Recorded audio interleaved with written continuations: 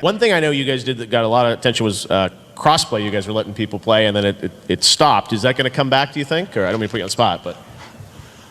Look, Fortnite is even better when you're playing with your real friends. And due to platform restrictions, there are some players that aren't able to play with their friends, and they're left out. And gamers want crossplay. And at Epic, we are committed to doing whatever it takes to make that happen. Players deserve it. Hello everyone and welcome back to the channel.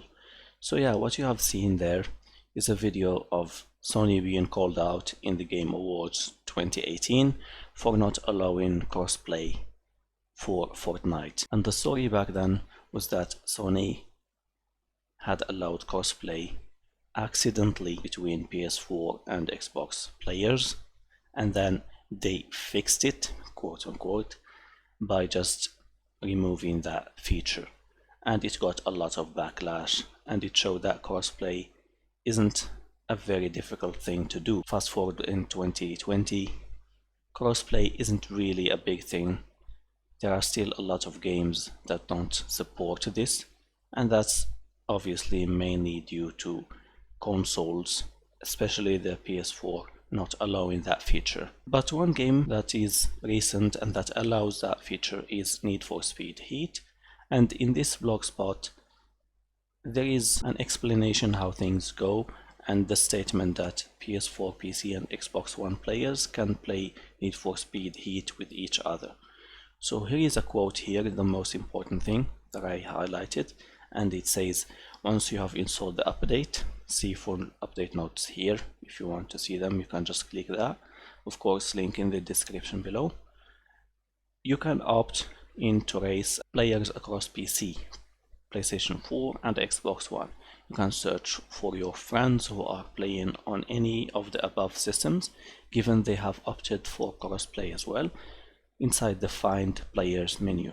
Then go to the new EA Friends tab in the party menu to see who is online to play with. So yeah, very straightforward, pretty much very simple. Just EA doing their update, and Sony and Microsoft, of course Steam or Origin, depends on where you play Need for Speed Heat on PC. They just allow that feature and you can play with everyone, even if they are in a different system. And it was really simple, just an update as you can see here, and just a toggle in the menu to find your friends. And that's why I said in the first place that PlayStation 4 and Sony is the one more or less to blame for not opting for crossplay, because they are the ones who are a lot more strict with this feature than Xbox One, for example. And they are thinking like, oh, we shouldn't allow crossplay so that people buy PS4s and play their games with their friends on that console, for example. But it's not going to work like that. And not a lot of people will just go out of their way to buy a new console just to play with their friends. There is that very little percentage of people who will do it, but the majority of people won't. There is also the fact that playing online on PC is free, whereas playing online on Xbox One or PS4 requires you to buy a subscription. Yeah, you get those games and whatnot, but still, you have to pay something like $60 a year just to play online, and to get some free games here and there, probably most of which you aren't even interested in. But that's a different story. It is interesting to see how crossplay is going to evolve in the future and whether the next generation consoles will allow that. My bet is that they won't, especially in their first years where they need to sell those hardware units and make buyers justify buying one system or another, probably to play with friends or whatever the case may be. And of course, crossplay isn't something that you can just accept for every game. So for example, for shooters, I can understand why crossplay isn't going to be a really viable option, because at the end of the day, people who play at very high refresh rates and with very high response times, etc., have a substantial advantage to people who play on console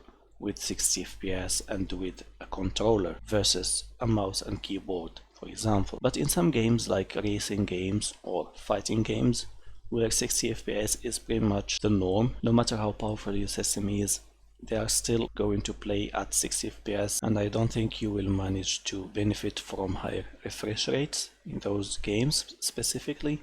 Then why not just include that feature? Because as I said, if someone is going to buy a game in said platform, they aren't going to go out of their way and spend extra money just to buy extra hardware or new hardware to play that said game, and to pay for the game in the first place, and to pay for the console, and probably even a subscription fee if you're playing on console just to play with your friends. That's too much of a hassle, and financially it's not a reasonable thing to expect from gamers, even in the most advanced or probably the richest countries. But it is what it is. Anyway, what do you think about this, and what do you think about this new crossplay feature for Need for Speed? Do you think it's going to be something beneficial for you? Please leave your comments, and of course, if you liked the video, like it and subscribe for more, and I will talk to you again soon. Have a good one.